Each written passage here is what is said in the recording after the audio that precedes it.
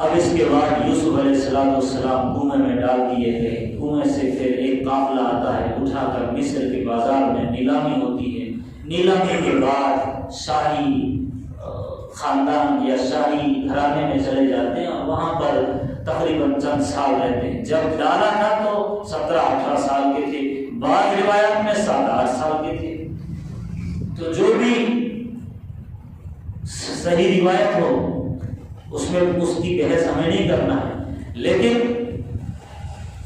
حضرت یوسف علیہ السلام کی زندگی دیکھیے آپ, گھر سے نکلنے سے لے کر کنویں میں ڈالنے تک, اور کنویں سے پھر مصر کے بازار میں نیلامی, اور پھر وہاں سے بادشاہ کے محل.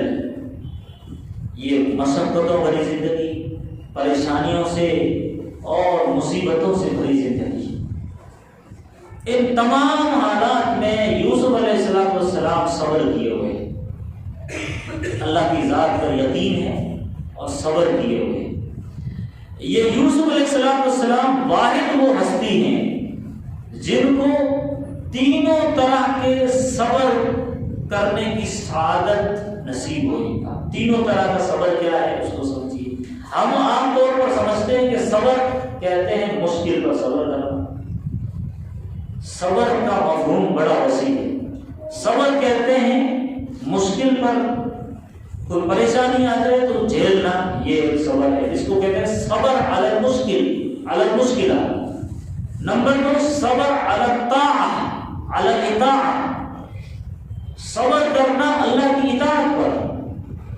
اور نمبر 3 صبر علی المعصیہ, اللہ کی نافرمانی سے رکے رہنا, اس پر صبر کرنا. صبر کہتے ہیں روکنا, صبر کہتے ہیں روکنا.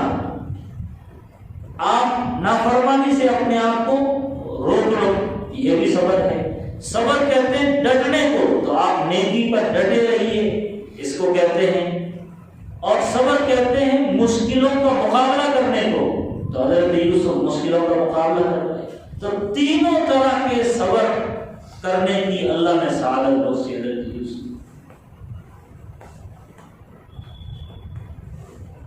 مومن کو یہ میسج دیا جا رہا ہے کہ اے ایمان والے, چونکہ تو داعی امت کا ایک فرد ہے اور داعی پر حالات آتے ہیں, مشکلات آتے ہیں, پریشانیاں آتی ہیں, مصیبتیں آتے ہیں, لوگ ہر اچھی چیز کو دبانے کی کوشش کرتے ہیں, کیونکہ امت مسلمہ کے پاس تمام اچھائیاں ہیں, بہترین نظام ہے, بہترین تمدن ہے, بہترین قانون ہے, دستور ہے. دنیا میں یہ واحد ایسی قوم ہے جس کے پاس ہر چیز موجود ہے اپنے انبیاء کرام کی.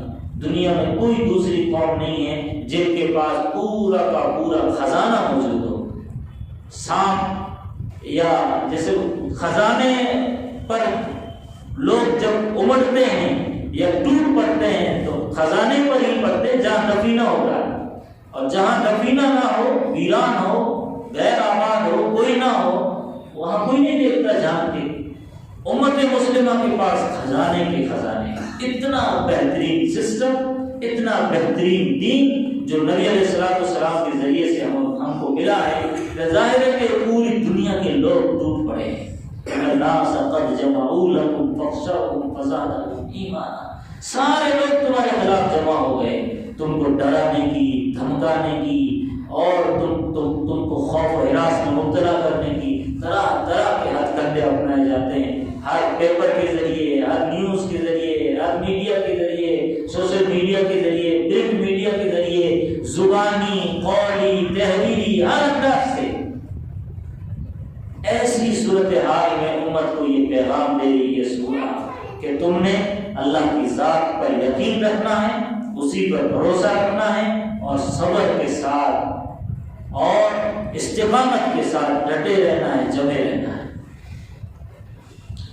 ایمان والا جس کے بارے میں کسی نے کہا ہے کہ جہاں میں اہل ایمان صورت خورشید جیتے ہیں, ادھر نکلے ادھر ڈوبے, ادھر ڈوبے ادھر نکلے, یہ کبھی ڈوبتا نہیں. لوگ لگتا ہے اب مر گیا, ختم ہو گیا, لیکن یہ اگلے دن پھر سے اٹھے گا اسی تابناکی کے ساتھ, اسی جوش و خروش کے ساتھ. جیسے سورج یہاں سے نکلتا ہے, ڈوبتا ہے, لوگ سمجھتے ہیں ڈوب گیا, اگلے دن پھر سے نکلتا ہے, جہاں میں اہل ایمان صورت خورشید جیتے ہیں، ادھر نکلے ادھر ڈوبے، ادھر ڈوبے ادھر نکلے۔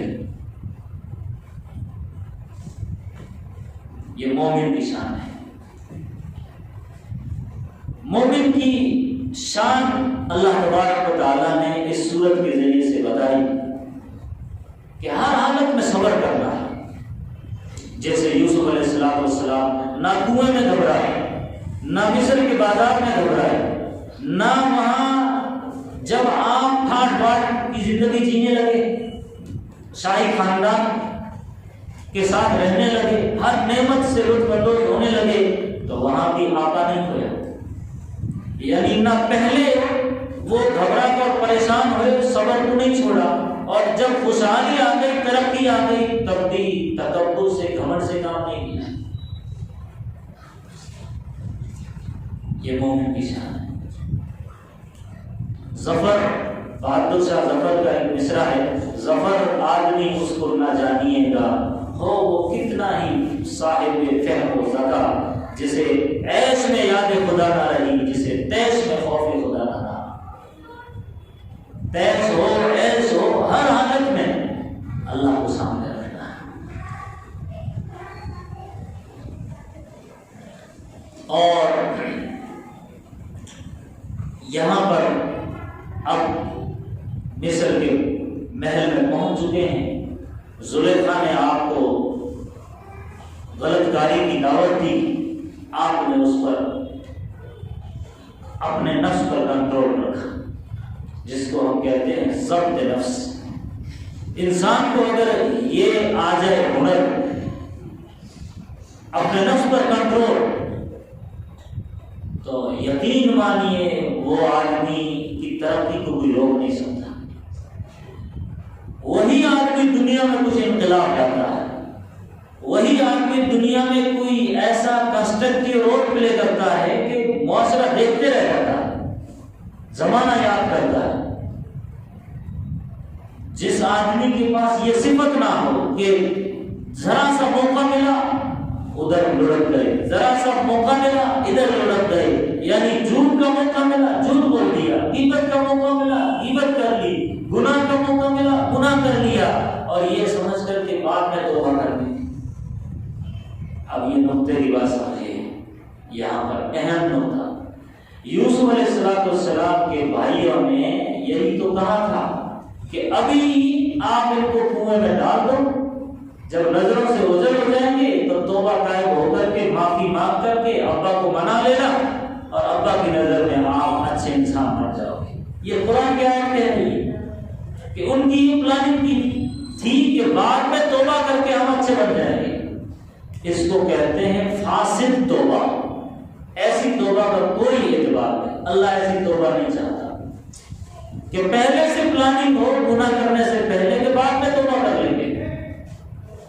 اللہ چاہتا ہے انسان غلطی میں یا بہکاوے میں یا لاپرواہی میں کوئی غلطی ہو جائے تو اس پر ندامت کرے، لیکن باقاعدہ پلان کر کے کوئی غلطی کرنا یہ توبہ نہیں، یہ اللہ کو دھوکہ دے رہے ہیں۔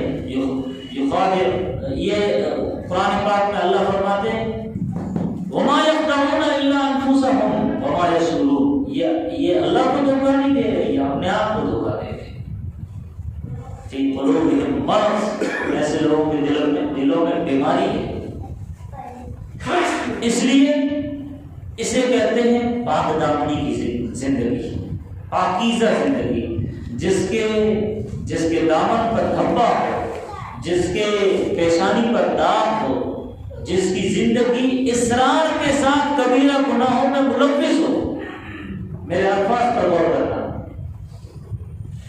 میں کلی فتویٰ نہیں دے رہا، لیکن میں لفظ سوچ سمجھ کے بول رہا ہوں، جس کا اصرار کے ساتھ، اصرار کہتے ہیں بار بار، اصرار کے ساتھ جو انسان کبیرہ گناہوں میں ملوث ہو اور اس کی زندگی پر داغ دھبے ہوں، وہ انسان پاکیزہ صفت انسان نہیں ہے، اور ایسے انسان کی کوئی ترقی نہیں ہے، نہ دنیا میں نہ آخرت میں۔ یہ نوجوانوں کے لیے، ہر فرد بشر کے لیے، ہر عورت کے لیے، ہر ماں کے لیے، ہر اس انسان کے لیے جو اللہ کو مانتا ہے، اللہ یہ چاہتا ہے کہ میرا بندہ اپنا دامن پاک رکھے، پاکیزہ رکھے۔ آپ پاک دامن زندگی گزاریں گے، اللہ آپ کی مدد کرے گا۔ آپ پاک دامن زندگی گزاریں گے، جب کبھی مشکل میں پھنس جائیں گے، اللہ اس مشکل سے آپ کو آسانی کے ساتھ نکال دے گا۔ یہ قرآن کہتا ہے۔ اگر آپ پر کوئی حالات آ گئے، بیماریاں آ گئی، مصیبتوں میں گر گئے ہیں، اگر آپ پاک دامن ہیں، اللہ آپ کو اس سے نکال دے گا۔ آپ مثالیں دیکھیے، حضرت یوسف پاک دامن تھے، اللہ نے اس پاک دامنی کی گواہی ایک معصوم بچے سے دلوائی۔ إن كان قميصه قد من قبل فصدقت وهو من الكاذبين وإن كان قميصه قد من دبر فكذبت وهو من الصادقين فلما رأى قميصه قد من دبر قال إنه من كيدكن إن كيدكن عظيم۔ یوسف اعرض عن هذا، یوسف جانے دو، اعراض کرو اس سے۔ یوسف اعرض عن هذا واستغفری لذنبک، بادشاہ کہہ رہا اپنی بیوی سے معافی مانگ، اپنے گناہوں سے توبہ کر۔ واستغفری لذنبک انک کنت من الخاطئین، تو غلطی پر ہے۔ یوسف اعرض عن هذا، اس معاملے کو رفع دفع کرو۔ ایک بچے کی گواہی کیوں وہاں پر ہوئی ہے؟ اللہ نے کیسا منظر، وہ کیا صورت بنائی؟ اس لیے کہ یوسف پاک دامن تھے۔ آپ اور پیچھے جائیے، حضرت پیچھے نہیں بلکہ آگے، حضرت یوسف تو بہت پہلے کے ہیں، اس کے بعد حضرت عیسیٰ علیہ السلام آئے۔ حضرت عیسیٰ علیہ السلام کی ماں پر الزام لگا کہ بچہ کہاں سے آئے؟ یا اخت ہارون، اے ہارون کی بہن، ماں کانا ابو کی امرأ سوء وما کانت امو کی بغیہ، نہ تیرے ابو ایسے، نہ تیری ماں ایسے، نہ تیرے بھائی ایسا، یہ تو بچہ کہاں سے لائی؟ یا اخت ہارون، لوگوں نے سوال کیا۔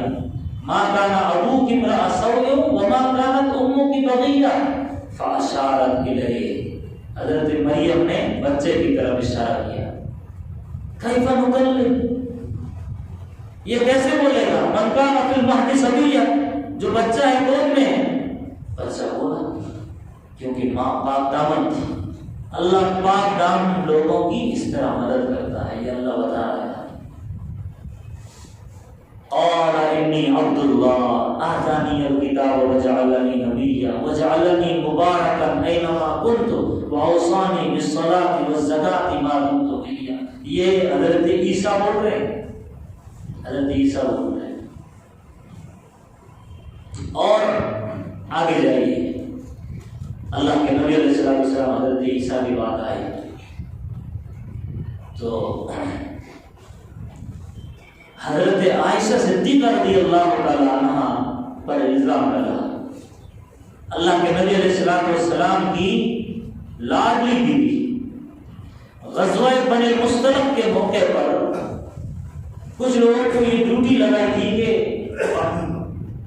باہر کسی کا سامان چھوٹ جائے، پیچھے رہ جائے، کوئی آدمی ادھر ادھر تتر بتر ہو جائے تو کچھ لوگوں کی یہ ذمہ داری تھی کہ ان کو لے کر آ جائیں گے۔ اما جان حضرت عائشہ صدیقہ رضی اللہ تعالی عنہ پیچھے رہ گئی، بصری تقاضے کی وجہ سے آپ جنگل میں کہیں پر گئی، صبح سویرے فجر سے پہلے اندھیرا تھا اور دیر ہو گئی آنے میں، قافلہ اٹھا اور چل پڑا۔ اما پیچھے رہ گئی، دیکھا تو کوئی وہاں پر موجود نہیں ہے۔ آ کر کے جس اونٹنی پر آپ بیٹھا کرتی تھی، کیونکہ آپ بہت دبلی پتلی تھی، ہلکی پھلکی تھی، تو لوگوں نے وہ جو کجاوا تھا جس میں آپ بیٹھا کرتی تھی اٹھا کر اونٹ پر رکھ دیا، سمجھ میں نہیں آیا کہ اندر ہے، اندھیرا تھا۔ قافلہ چل پڑا، اللہ کے نبی بھی چل پڑے۔ پیچھے ایک صحابی کو ذمہ داری دی تھی، صفوان ابن معطل رضی اللہ تعالیٰ عنہ۔ وہ دیکھیں کہ کوئی لیڈیز بیٹھی ہے چادر اوڑھے ہوئے صبح سویرے، انہوں نے اپنا اونٹ نزدیک بٹھایا اور نزدیک گئے تو سمجھ گئے کہ ہم عائشہ صدیقہ رضی اللہ تعالیٰ عنہ ہیں، آپ کو بٹھایا اور نکیل پکڑ کر کے چلنے لگے۔ اور مدینے میں پہنچے تو عبداللہ بن ابی منافق، ہر زمانے میں، ہر سوسائٹی میں، ہر کلچر میں کچھ لوگ ایسے منافق صفت رہتے ہیں جو پاکیزہ لوگوں پر، پاک دامن عورتوں پر، پاک دامن خاتونوں پر، پاک دامن افراد پر الزام لگاتے ہیں، بدنام کرتے ہیں۔ اللہ کے نبی علیہ السلام کی بیوی کو بدنام کرنے والے عبداللہ بن ابی منافقوں کا سردار تھا۔ کچھ لوگ بھولے والے صحابہ باتوں میں آتے، اس میں سے مصطح نامی ایک صحابی بھی ہے۔ اللہ کے نبی کو یہ پتہ نہیں ہے، یہ بات پتہ نہیں ہے۔ مسجد میں گئے تو لوگ چرچا کرنے لگے، تو آپ بڑے اداس، آپ بڑے غمگین، پریشان ہونے لگے، طرح طرح کے۔ اب دیکھیے یہاں پر آپ نبی ہیں، تمام انبیاء کے سردار ہیں، اللہ سے باتیں کرتے ہیں، لیکن ایک دوسرا آپ کا پہلو یہ کہ آپ انسان ہیں، آپ انسان ہیں، آپ فیملی رکھتے ہیں، بیوی بچے رکھتے ہیں، آپ پریشان ہو رہے ہیں۔ کیا اللہ نبی کو بتا نہیں سکتے تھے کہ کیا معاملہ ہے؟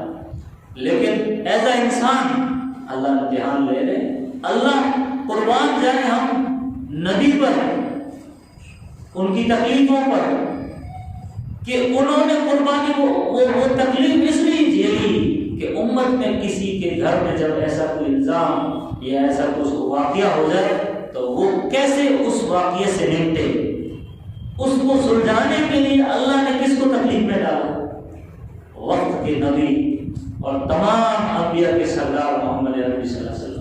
آپ پریشان ہیں، ایک مہینہ گزر گیا، اما عائشہ صدیقہ رضی اللہ تعالیٰ عنہ سلام کرتی ہے، آپ سلام کا جواب دیتے ہیں، منہ پھیر لیتے ہیں، سمجھ میں نہیں آ رہا۔ حضرت عائشہ پریشان ہو گئی، اور ایک دن فجر کے بعد آپ آئے تو آپ نے اجازت مانگی کہ میں میکے جانا چاہتی ہوں۔ آپ میکے چلی گئی، وہ بھی اس لیے کہ حضرت عائشہ کو پتہ نہیں تھا کہ نبی کیوں ناراض ہے۔ ایک دن ایک عورت کے ساتھ صبح سویرے حضرت عائشہ باہر جانے لگی قضاء حاجت کے لیے، تو ام مصطح، وہ جو مصطح صحابی تھی ان کی ماں ام مصطح وہ ساتھ میں تھی، تو اچانک ان کو ٹھوکر لگی ام مصطح کو، تو ان کی زبان پر آیا کہ مصطح برباد ہو جائے، اپنے بیٹے کو بد دعا دی، یعنی اس طرح کے الفاظ تھے حدیث کے کہ وہ مصطح برباد ہو جائے۔ تو ہم پریشان ہو گئے حضرت عائشہ کہ آپ اپنے بیٹے کو بد دعا دے رہے ہیں۔ تو پھر واقعہ بتایا کہ ایسی ایسی تمہارے بارے میں باتیں ہو رہی ہے، میرا بیٹا مصطح بھی لوگوں کی اور منافقوں کی باتوں میں آ گیا ہے۔ تب اماں کو پتا چلا اور پھر اجازت مانگی اور پھر میکے چلی گئی، اور وہاں پر جب حضرت ابو بکر صدیق رضی اللہ تعالیٰ عنہ، حضرت عائشہ ان کی بیٹی، جب وہ یہ شکایت کر کے آئی ہے اپنے ابا کے پاس، تو آپ سوچئے جو لوگ بیٹیاں رکھتے ہیں اور جو باپ ہیں وہ اس منظر کو سوچئے کہ ان کے دلوں پر کیا گزر رہا ہے۔ ابو بکر صدیق کچھ بات نہیں کر رہے ہیں، ساروں کے تار ایک چارپائی پر اپنا سر رکھے ہوئے اور رو رہے ہیں، قرآن پڑھ رہے رو رہے، قرآن پڑھ رہے رو رہے، ماں رو رہی ہے جو حضرت ام رومان، جو ماں کا نام تھا ام رومان، وہ بھی رو رہی ہے۔ کچھ دنوں کے بعد جتنے بھی دن گزرے، اللہ کے نبی علیہ السلام آئے، دروازے کو دستک دی، اور اماں فرماتی ہیں کہ جس ٹائم نبی گھر میں داخل ہو رہے تھے تو میرا دل چاہتا تھا کہ میں جاؤں اور آپ کے گلے لگ جاؤں اور آپ کے پیر پکڑوں اور آپ سے یہ کہوں مجھ سے غلطی نہیں ہوئی، لیکن اس وقت حضرت عائشہ صدیقہ مصلی پر اپنا سر ٹیکے ہوئے اللہ کے سامنے ہو گئی، دعائیں مانگ رہی تھی اللہ سے کہ اللہ تو کوئی راستہ نکال۔ تو اللہ کے نبی علیہ السلام آ کے بیٹھے اور اماں عائشہ صدیقہ سے ایک لفظ بولا ہے۔ کیا بولا ہے؟ اے عائشہ اگر تجھ سے غلطی ہو گئی، یعنی اللہ کے نبی علیہ السلام یہاں آنے سے پہلے صحابہ سے مشورے کر کے آئے، مسجد نبی میں مشورے کیے کہ مجھے کیا کرنا چاہیے۔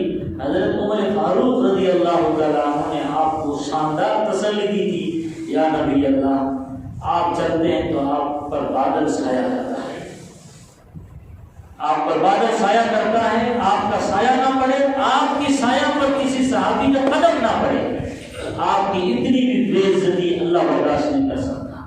تو آپ کے گھر پر اتنا بڑا الزام لگے، اللہ کیسے برداشت کر سکتا ہے؟ اللہ آپ کو بتا دیتا ہے اگر ایسا کچھ معاملہ ہوتا، ایسا کچھ نہیں۔ تب یہ باتوں سے آپ کو حوصلہ ملا تو آپ آئے اور کہا عائشہ اگر تجھ سے غلطی ہو گئی تو اللہ سے معافی مانگ لے۔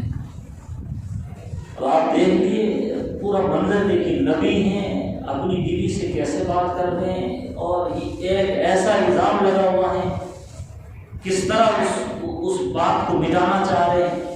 اتنے میں حضرت عائشہ فرماتی ہے کہ آپ پر وحی کے آثار، آپ نے چادر اوڑھی اور چادر اوڑھ کر کے کئی دیر تک آپ اٹھے رہے، اور جب آپ نے اپنی چادر اٹھائی تو آپ کا چہرہ ایک دم پسینے میں شرابور، لیکن اتنا خوبصورت جیسے چودھری کا چاند نکل آیا، اتنا حساس۔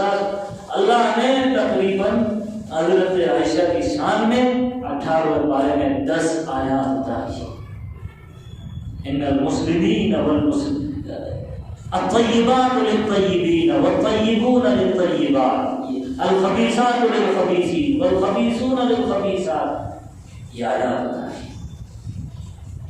اب دیکھیے یہاں الزام لگا حضرت عائشہ پر، تو اس پاک دامنی کی گواہی یہاں کوئی بچہ نہیں دے رہا ہے، جیسے یوسف کی گواہی بچے نے دی، جیسے حضرت عیسیٰ ماں مریم کے بارے میں حضرت عیسیٰ نے دی، یہاں اللہ گواہی خود دے رہا ہے، اللہ خود گواہی دے رہا ہے۔